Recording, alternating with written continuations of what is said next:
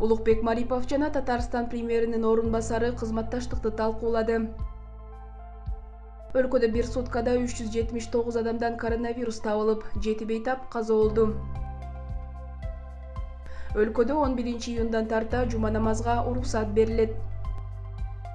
Таласта өнүктүрүү фондунда тинтүү жүргүзүлүүдө.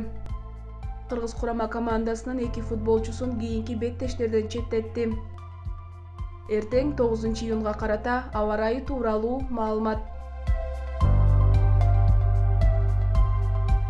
Кыргыз Республикасынын министрлер кабинетинин төрагасы Улукбек Марипов Кыргызстанга жумушчу сапары менен келген Татарстандын премьер-министринин орун басары Василь Шайхразиев менен жолугушту. Министрлер кабинетинин басма-сөз кызматынан маалымдашкандай, жолугушуунун жүрүшүндө тараптар эки тараптуу кызматташтыктын маселелерин талкуулады. Ошондой эле өз ара кызыкчылык туудурган бардык чөйрөлөрдөгү аракеттешүүнү активдештирүү боюнча пикир алмашты. Татарстан менен өз ара пайдалуу байланыштарды тереңдетүү Кыргызстан үчүн өзгөчө мааниге биздин элдерибиздин тили, дини, маданияты, салт-санаасы жалпы саналат жана аларды чыңдообуз зарыл, деди Улукбек Марипов. Василь Шайхразиев Татарстандын президенти Рустам Миннихановдун саламын жолдоп, кызматташтыкты активдештирүү эки тараптуу мамилелерди өнүктүрүүгө оңдуу таасирин тийгизерин белгиледи. Ошондой эле ал Казань шаарында ишкер чөйрө өкүлдөрү менен болгон жолугушуулардын жүрүшүндө республикалар ортосунда кызматташтык тууралуу 10дон ашуун келишимдерге кол коюлгандыгын эске салып, татар тараптын билим берүү жана туризм жаатындагы өнүктөштүктү кеңейтүүгө кызыктарлыгын белгиледи. Пикир алышуунун жыйынтыгында министрлер кабинетинин башчысы жемиштүү кызматташтык үчүн ыраазычылык билдирип, Татарстан Республикасынын премьер-министринин орун басарын Сабантуй элдик майрам менен куттуктап, бул майрам татар-башкыр маданиятын жайылтууга, элдер ортосундагы тынчтыкты жана ынтымактыкты чыңдоого маанилүү элементтердин бири катары саналаарын белгиледи.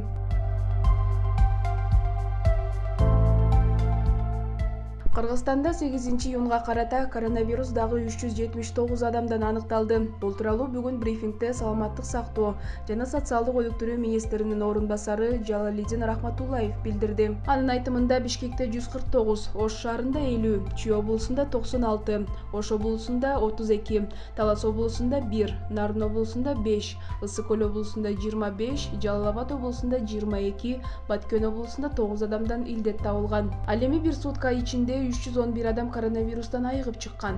Алсак Бишкекте 151, Ош шаарында 15, Чүй облусунда 81, Нарын облусунда 9, Ысык Көл облусунда 32, Жалал Абад облусунда 16, Баткен облусунда 5 адам сакайды. Сутка ичинде COVID-19 илдетинен Бишкек шаарында 7 бейтап каза болду. Бүгүнкү күнү стационарларда коронавирустан 1765 бейтап, амбулатордук түрдө 2016 адам дарыланууда. Алардын ичинен 1137 бейтаптын абалы орто оордукта, 496 адамдын абалы оор жана 99 бейтап өтө оор абалда жатат. Бир сутка ичинде өлкө боюнча 10 медициналык кызматкер коронавирус жуктуруп алганы аныкталды. Пандемия башталгандан бери 4766 медицина кызматкери коронавирус жуктуруп алган. Алардын ичинен 4638 медкызматкер айыгып чыкты. Ал эми Кыргызстанда пандемия башталгандан бери 107714 адам коронавирус жуктурган. Алардын ичинен 101033 киши айыгып чыкса, 1859 адам каза болду.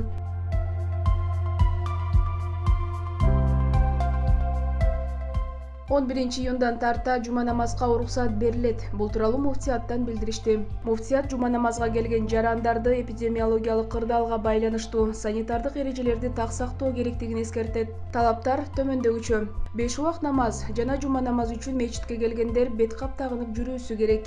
Мечитте дезинфекциялоо иштери жүргүзүлүп, ар бир адамдын дене табы өлчөнүп туруусу зарыл. Адамдар ортосунда 1,5 метр аралык сакталып, мечиттеги орундардын 50% гана ээлеши зарыл. Жарандардын кол алышып, кучакташып көрүшүүсүнө тыюу салынат. Daaratты үйдөн алуу сунушталат. Жаш балдарга, ооругандарга, айрыкча дене табы көтөрүлүп жаткандарга мечитке келбей туруу талап кылынат. Мечитке келгендер көпкө кармалбай, 15-20 мүнөттүн аралыгында чыгып кетүүсү сунушталат. Ошондой эле мечитке келгендерге өзүнүн жай намазын ала келүү сунушталат. Соц тармактарда милиция кызматкерлери акчаны санап жаткан видео тарады. Талас облустук ички иштер башкармалыгынын маалымат кызматынан билдиришкендей, милиция бөлүмүнө 4-июнда Талас шаарынын автобекетинде эл чогулуп жаткандыгы боюнча маалымат келип түшкөн. Билдирүүнүн негизинде тергөө ыкчам тобу окуя болгон жерге чыгышкан. Алар барган учурда автобекеттин ичиндеги имаратта коомдук өнүктүрүү багытындагы фонд ишмердүүлүгүн жүргүзүп жаткандыгы аныкталган. Фонддун өкүлү Талас районунун Таш арык айылынын 37 жаштагы тургуну экендиги аныкталган. Ал өзүнүн намына Талас облусу боюнча юстиция башкармалыгы тарабынан Ашар касса жоопкерчилиги чектелген коомун ачып, кийинчерээк эл биримдиги аттуу өнүктүрүү фондуна өзгөрткөн. Аталган факт боюнча фонддун өкүлү шаардык милицияга алып келинип, түшүнүк кат алынган. Ал эми Талас облустук ички иштер башкармалыгынын жетекчилиги ал фактыга тийиштиги бар деген маалымат чындыкка дал келбейт деп айтылат маалыматта. Учурда аталган факт боюнча териштирүү иштери жүрүп жатат.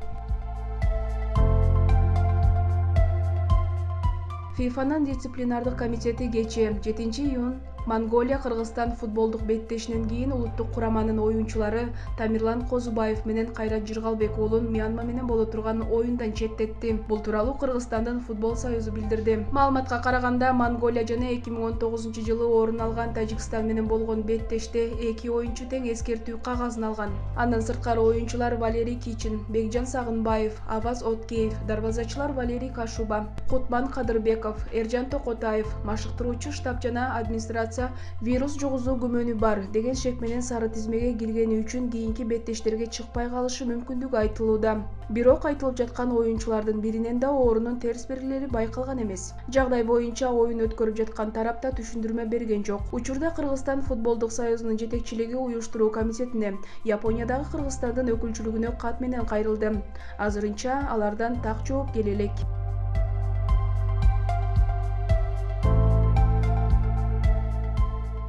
Эртең 9-июнда түнкүсүн Нарын облусунун көпчүлүк аймактарында, Чүй, Ысык көл облустарынын кээ бир райондорунда, Ош, Жалал Абад, Талас, Баткен облустарынын тоолуу жерлеринде өткүн өтөт.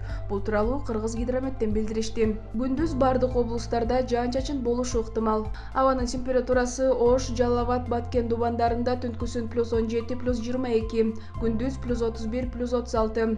Чүй өрөөнүндө түнкүсүн +17, +22, күндүз +30, +35. Талас облусунда түнкүсүн +17, +22, күндүз +28, +33.